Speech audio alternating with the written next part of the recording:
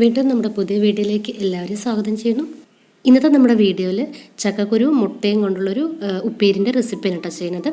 വളരെ ടേസ്റ്റി ആയിട്ടുള്ളൊരു റെസിപ്പി തന്നെയാണ് കേട്ടോ അത്. അപ്പോൾ തീർച്ചയായിട്ടും എല്ലാവരും ഒന്ന് ട്രൈ ചെയ്ത് നോക്കണം. ട്രൈ ചെയ്യുന്ന സമയത്ത് ഇഷ്ടപ്പെടണമെങ്കിൽ ലൈക്ക് ചെയ്യാനും കൂടി മറക്കരുത് കേട്ടോ. അതുപോലെ നമ്മുടെ ചാനൽ ഇതുവരെ സബ്സ്ക്രൈബ് ചെയ്യാത്തവരുണ്ടെങ്കിൽ ഒന്ന് പ്ലീസ് സബ്സ്ക്രൈബ് ചെയ്ത് സപ്പോർട്ട് ചെയ്യണേ. അടുത്ത് കാണുന്ന ബെൽ ഐക്കൺ കൂടി ക്ലിക്ക് ചെയ്താൽ നമ്മളിടുന്ന പുതിയ വീഡിയോസിൻ്റെ നോട്ടിഫിക്കേഷൻസും കിട്ടും. അപ്പോൾ നമുക്ക് പെട്ടെന്ന് തന്നെ വീഡിയോയിലേക്ക് കിടക്കാമല്ലേ. അതിൽ തന്നെ നമുക്ക് ചക്കക്കുരു വേവിച്ചെടുക്കാം കേട്ടോ. അതിനായിട്ട് ചക്കക്കുരുവിൻ്റെ പുറത്തിലുള്ള ആ ഒരു വെള്ളത്തൊലി ഉണ്ടല്ലോ, അതെല്ലാം കളഞ്ഞിട്ട് ഇതുപോലെ കട്ട് ചെയ്തിട്ട് വെച്ചിട്ടുള്ളതാണ്. കട്ട് ചെയ്ത് നന്നായിട്ട് കഴുകി വെച്ചിട്ടുള്ളതാണ് കേട്ടോ. അപ്പോൾ ഏകദേശം ഒരു 1/2 കിലോളം ഇതിൽ കാണും.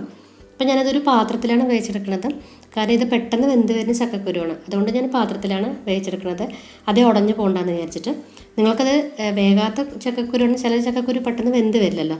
അങ്ങനെയാണെങ്കിൽ നിങ്ങൾക്ക് കുക്കറിൽ വേവിച്ചെടുക്കാം കേട്ടോ. എന്നിട്ട് ഇതിലേക്ക് ഒരു പിഞ്ച് മഞ്ഞൾപ്പൊടി ചേർത്ത് കൊടുക്കുക. പിന്നീട് മുളക് പൊടി, നിങ്ങളുടെ എരിവിന് ആവശ്യമുള്ള മുളക് പൊടി ചേർത്ത് കൊടുക്കുക കേട്ടോ. പിന്നീട് നമുക്ക് കുരുമുളക് പൊടിയും കൂടെ ചേർത്ത് കൊടുത്തു.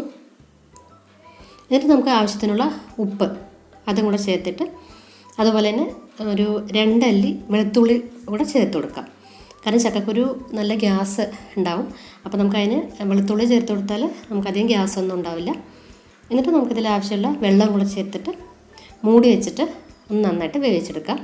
കുക്കറിലാണെങ്കിൽ എനിക്ക് തോന്നുന്നു ഒരു 2 വിസിൽ വന്നാൽ, ഹൈ ഫ്ലെയിമിൽ തന്നെ 2 വിസിൽ വന്നാൽ പെട്ടെന്ന് വെന്ത് കിട്ടും തോന്നും. അതേ ഉടയാതെ വേവിച്ചെടുക്കണം കേട്ടോ. അതിന് നമ്മൾ തോരനാണല്ലോ ഉണ്ടാക്കുന്നത്. അപ്പോൾ അതേ ഒരുപാട് ഉടഞ്ഞു പോരുത്, ചെറുതായിട്ടൊന്ന് വെന്ത് വന്നാൽ മതി.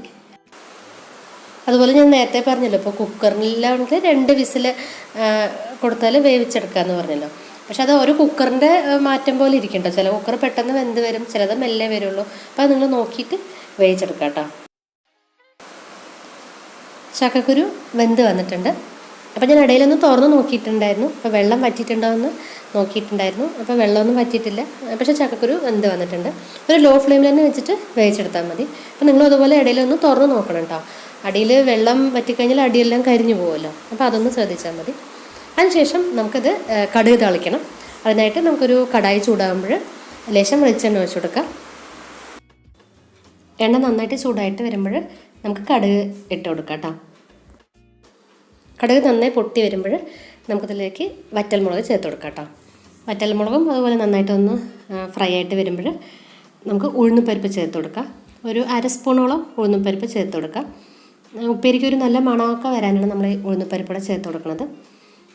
അതുപോലെ ഉഴുന്നുപരിപ്പ് നന്നായിട്ട് ഒന്ന് ഫ്രൈ ആയി ഒരു ബ്രൗൺ കളറൊക്കെ ആവുമല്ലോ. ഈ സമയത്ത് ചെറിയുള്ളി അരിഞ്ഞതാണ്, അതുകൂടെ ചേർത്ത് കൊടുക്കാം.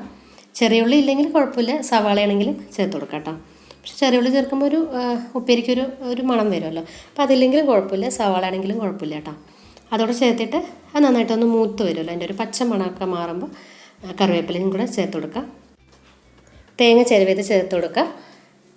തേങ്ങ ചിരവിയത് ഏകദേശം എനിക്കൊരു 1/2 ബൗളോളം. അപ്പം ഞാൻ എടുത്തത് 1/2 കിലോ ചക്കക്കുരുവിൻ്റെ കണക്കിലാണ് ഈ പറയണത്.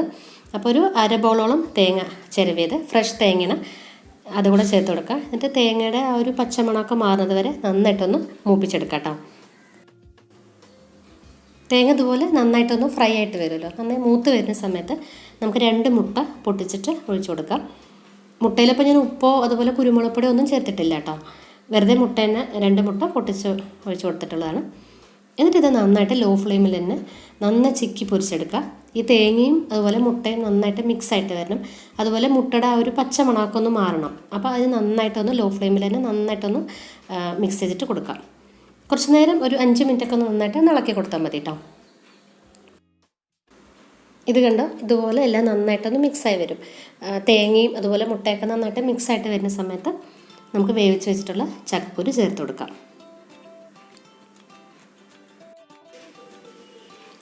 ചക്കക്കുരുവൊക്കെ ചേർത്തതിന് ശേഷം വീണ്ടും നമുക്ക് നന്നായിട്ടൊന്ന് ഇളക്കി കൊടുക്കാം. ഈ സമയത്ത് ഉപ്പ് പോരാന്നുണ്ടെങ്കിൽ കുറച്ച് ഉപ്പ് ചേർത്ത് കൊടുക്കാം കേട്ടോ. എന്നിട്ട് ലോ ഫ്ലെയിമിൽ തന്നെ വെച്ചിട്ട് കുറച്ച് നേരം ഒരു 2-3 മിനിറ്റ് നന്നായിട്ടൊന്ന് ഇളക്കി കൊടുക്കാം. എന്നിട്ട് നമുക്ക് ഗ്യാസ് ഓഫ് ആക്കാം. അങ്ങനെ നമ്മുടെ ഉപ്പേരി, ചക്കക്കുരു മുട്ട ഉപ്പേരി റെഡി ആയിട്ടുണ്ട് കേട്ടോ. തീർച്ചയായിട്ടും എല്ലാവരും ഇത് ട്രൈ ചെയ്യുമെന്ന് വിചാരിക്കുന്നു. ട്രൈ ചെയ്യുന്ന സമയത്ത് കമൻസും കൂടെ അറിയിക്കാനും വിട്ടുപോകരുത്. നമുക്ക് നല്ല വീഡിയോസായിട്ട് ഉടനെ കാണാം. Thanks for watching. ബൈ.